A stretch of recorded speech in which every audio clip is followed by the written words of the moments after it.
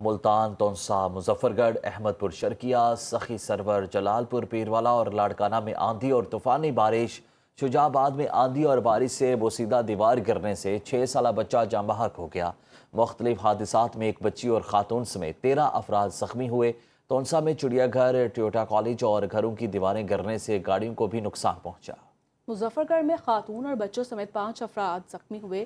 احمد پور شرکیہ میں زیر تعمیر مکان کی دیوار گرنے سے ایک شخص شدید زخمی ہو گیا۔ ملتان، لیا، کوٹ ادو اور لودرا میں آندھی سے بجلی کا نظام متاثر ہوا۔ جلال پور پیروالا میں 100 کلومیٹر فی گھنٹہ رفتار سے مٹی کا طوفان۔ سخی سرور میں موسلادھار بارش سے گلیاں اور بازار بھر گئے۔ لاڑکانہ سمیت 10 اضلاع کے مختلف علاقوں میں طوفان کے بعد بجلی غائب۔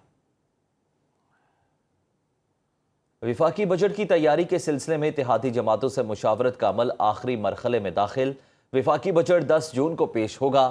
نون لیگ اور پیپلز پارٹی کا وزیراعظم کی تجویز پر اتفاق۔ نون لیگ اور پیپلز پارٹی کا مشاورتی اجلاس۔ نائب وزیراعظم اسحاق ڈار، وزیر خزانہ محمد اورنگزیب، وزیر اعلیٰ سندھ مراد علی شاہ، نوید قمر، شیری رحمان اور سلیم مانڈوی والا شریک ہوئے۔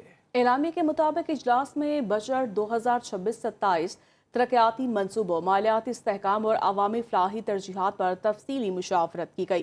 اتحادی جماعتوں کے ساتھ بجٹ مشاورت کا عمل جاری رکھنے اور ترقیاتی منصوبوں، معاشی استحکام کو بجٹ کی اہم ترجیحات قرار دیا گیا۔ وفاقی وزیر خزانہ محمد اورنگزیب کا کہنا ہے کہ IMF، اتحادی اور سٹیک ہولڈرز کو ساتھ لے کر چلنا ہے۔ پوری کوشش ہے کوئی نیا ٹیکس نہ لگایا جائے۔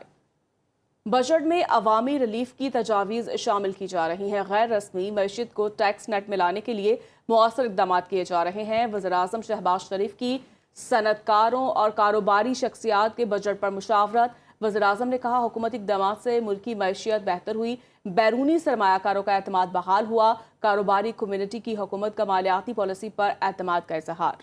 وزیر اعظم کی زیر صدارت پاکستان ریلوے میں ترقیاتی منصوبوں کی پیش رفت پر جائزہ اجلاس۔ وزیر اعظم کا فریٹ سروس میں سرمایہ کاری اور میگا منصوبوں کی بروقت تکمیل کا حکم۔ بجٹ میں ریلوے کے میگا منصوبوں کے لیے بجٹ فراہمی کی یقین دہانی۔ وزیر اعظم سے ملاقات کے بعد کاروباری شخصیات کا کہنا تھا کہ پاکستان ڈپلومیٹک ٹائیگر تو بن گیا، اب اکنامک ٹائیگر بننا ہوگا۔ خیبر پختونخوا کے مشیر خزانہ مزمل اسلم کہتے ہیں کہ وفاقی حکومت بجٹ سازی میں مشکلات کا شکار ہے، جبکہ IMF اور اتحادی جماعتوں کے تحفظات بھی سامنے آ رہے ہیں۔ وفاق نے صوبوں سے 430 ارب روپے اضافی ٹیکس جمع کرنے کا مطالبہ کیا۔ تاہم صوبوں نے موقف اختیار کیا کہ ان کے پاس نئے ٹیکس ذرائع موجود نہیں۔ اسلام آباد میں پریس کانفرنس کے دوران انہوں نے کہا کہ تنخواہ دار طبقے پر ٹیکس کا بوجھ مسلسل بڑھایا جا رہا ہے، جبکہ کم آمدن والے صارفین کو بھی بجلی سے متعلق مشکلات کا سامنا کرنا پڑ سکتا ہے۔